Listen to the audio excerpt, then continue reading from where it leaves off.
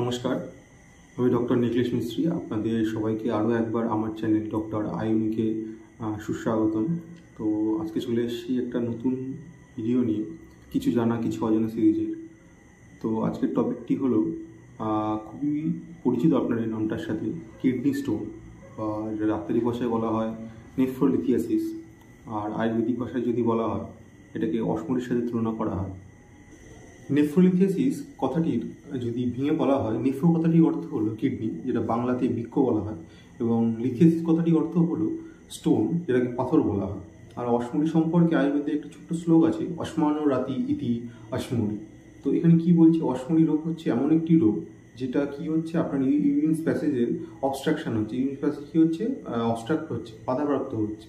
তো কিসের জন্য বাধাপ্রাপ্ত হচ্ছে, কারণ কি হচ্ছে, সেখানে স্টোন ফর্মেশন হচ্ছে, অথবা স্টোন লাইক ফর্মেশন হচ্ছে। তাহলে এই যে স্টোন যে ফর্মেশন হচ্ছে, তার ফলে কি হচ্ছে, আপনার ইউরিন করতে অসুবিধা হচ্ছে, অল্প অল্প ইউরিন হচ্ছে, এবং এটা দীর্ঘদিন হতে হতে হতে হতে এটা স্টোন ফর্মেশন হচ্ছে। এবং এই যে ইউরিন স্টোন বলা হচ্ছে, এটাই মূলত দুটি স্টোন কমনলি দেখা যায়, একটা হচ্ছে ক্যালসিয়াম অক্সালেট আর একটা হচ্ছে ক্যালসিয়াম ফসফেট। তো এরপরে চলে আসি নেফ্রোলিথিয়াসিস বা অসমরি আধুনিক কারণগুলোর মধ্যে প্রথমে আসছে high urinary concentration. High urinary কনসেন্ট্রেশনে কী হচ্ছে, আপনার ইউরিন এবং ব্লাডের মধ্যে সল্টের পরিমাণ বেড়ে যাচ্ছে, প্রোটিনের পরিমাণ বেড়ে যাচ্ছে, কিটোন বডির পরিমাণ বেড়ে যাচ্ছে। তো তার ফলে কী হচ্ছে, আপনার ইউরিন যে কনসেন্ট্রেশন সেটা অনেক হাই হয়ে যাচ্ছে। তো এটা কীভাবে আপনি ডিটেক্ট করবেন, আপনি করতে পারেন সিম্পল ইউরিন টেস্ট করতে পারেন। ইউরিন টেস্টের মধ্যে কোন টেস্টটা করাতে হবে, ইউরিন স্পেসিফিক গ্র্যাভিটি বলে একটা টেস্ট হয়, সেই টেস্টটা করাতে হবে, এবং তার ফলে আপনি বুঝতে পারবেন কতটা বেশি আছে কি কম আছে। তো তারপরে সেকেন্ড কজের মধ্যে আসে ডিহাইড্রেশন। আপনার শরীর থেকে যখন অতিমাত্রায় জল বেরিয়ে যাচ্ছে, তখন কি হচ্ছে, আপনার ইউরিন যে ভলিউম হচ্ছে সেটা ইনসাফিসিয়েন্ট হচ্ছে। তো হাইপার প্যারাথাইরয়েডিজম নিয়ে যদি আপনি অনেকদিন ধরে ভুগছেন, তাহলে কি হচ্ছে, আপনার শরীরের মধ্যে আপনার রক্ত এবং ইউরিনে ক্যালসিয়ামের পরিমাণটা অনেক মাত্রায় বা অধিক মাত্রায় বৃদ্ধি পাচ্ছে। তার ফলে কি হচ্ছে, আপনার কিডনি স্টোনের চান্সটা অনেক বেশি থেকে যাচ্ছে। তো এরপরে থাকতে পারে, আপনি বেশি যদি ওবেস্ট হয়ে থাকেন, বেশি যদি মোটা হয়ে থাকেন, তাহলে আপনার কিডনি স্টোনের চান্স থেকে থাকবে বেশি করে। আপনার যদি গাউট থেকে থাকে, আপনার যদি কোনো জিআইডি বা গ্যাস্ট্রোইন্টেস্টিনাল ডিজিজ থেকে থাকে, যেমন ধরুন আইবিএস, যেমন জিআরডি, হিমোরয়েডস, তারপরে ধরুন পেপটিক আলসার, এইসবগুলো যদি অনেকদিন ধরে থেকে থাকে, তাহলে আপনার কিডনি স্টোনের চান্সটা অনেকটাই বেশি থাকে।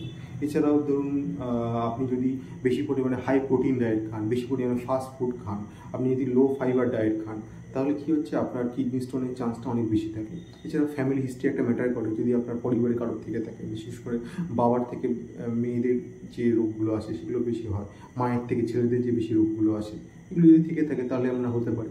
অথবা কী হতে পারে, আর একটা মেজর কজ হচ্ছে, আমরা যদি অতিমাত্রায় যদি আপনি ডায়াবেটিক্স যে ড্রাগসগুলো আছে, যেমন ধরুন ফুসামাইড আছে, টর্সেমাইড আছে, যেমন ধরুন হাইড্রোক্লোথাইজাইড আছে, যেমন ধরুন স্পাইরোল্যাকটান আছে, এইগুলো যদি অনেক অতিমাত্রায় আপনি দীর্ঘদিন ধরে খেয়ে যাচ্ছেন, তাহলে আপনার কী হচ্ছে, আপনার কিডনি স্টোনের চান্সটা অনেক বেশি বেড়ে যাচ্ছে। নেফ্রোলিথিসিসের শুরুতে আমি দুটি স্টোনের কথা বলেছি, ক্যালসিয়াম অক্সালেট এবং ক্যালসিয়াম ফসফেট। ক্যালসিয়াম বাদ দিয়েও আরও তিনটি স্টোন হতে পারে। সেটি হচ্ছে একটি স্ট্রোহাইট স্টোন, সিস্টাইন স্টোন হতে পারে, ইউরিক অ্যাসিড স্টোন হতে পারে, এইগুলো দেখা যেতে পারে। এবার চলে আসি নেফ্রোলিথিয়াসিস বা অসমরির কিছু আয়ুর্বেদিক কারণ।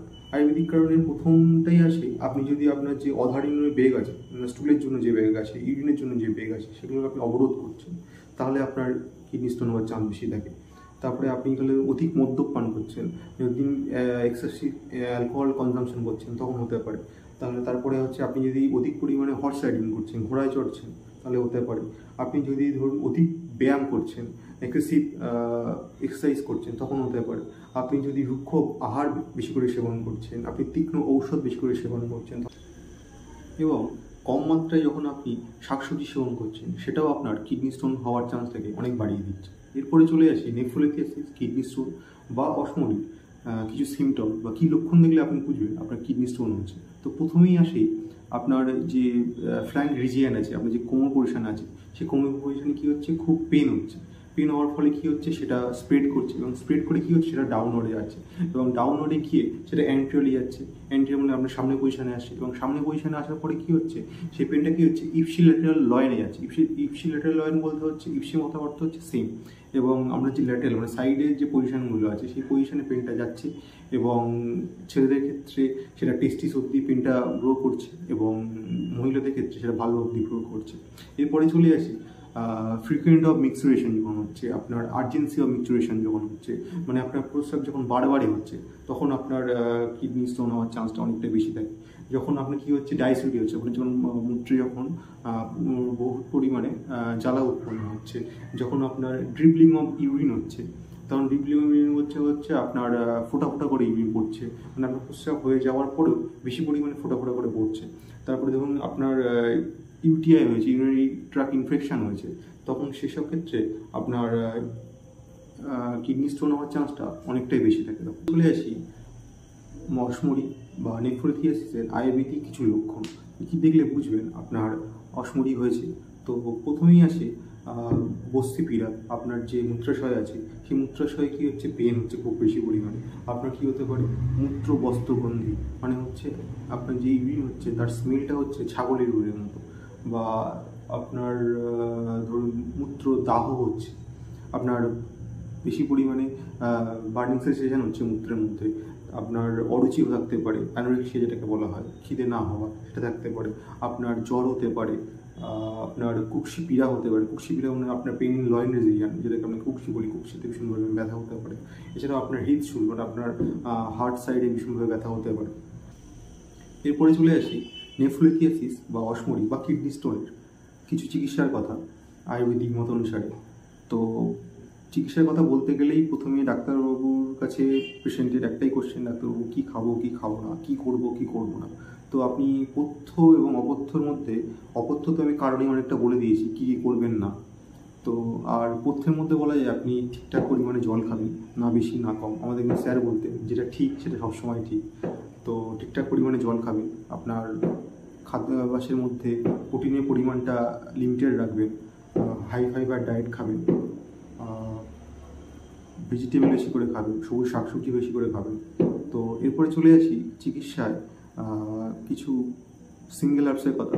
তো সিঙ্গেল হার্বসের মধ্যে আছে প্রথম পাষাণভেদ, গোকসুর, কুলত্থ। তো এগুলো ঠিকঠাক শোধন হয়েছে কিনা সেটা যাচাই করে তারপর আপনারা খাবেন।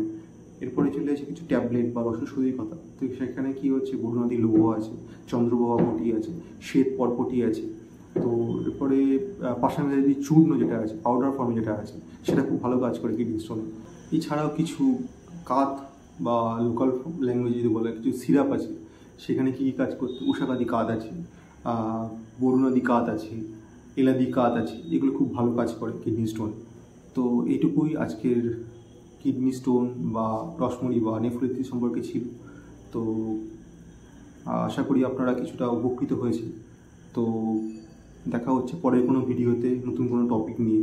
ততদিন আপনারা ভালো থাকুন, সুস্থ থাকুন, হাসি খুশি থাকুন। নমস্কার।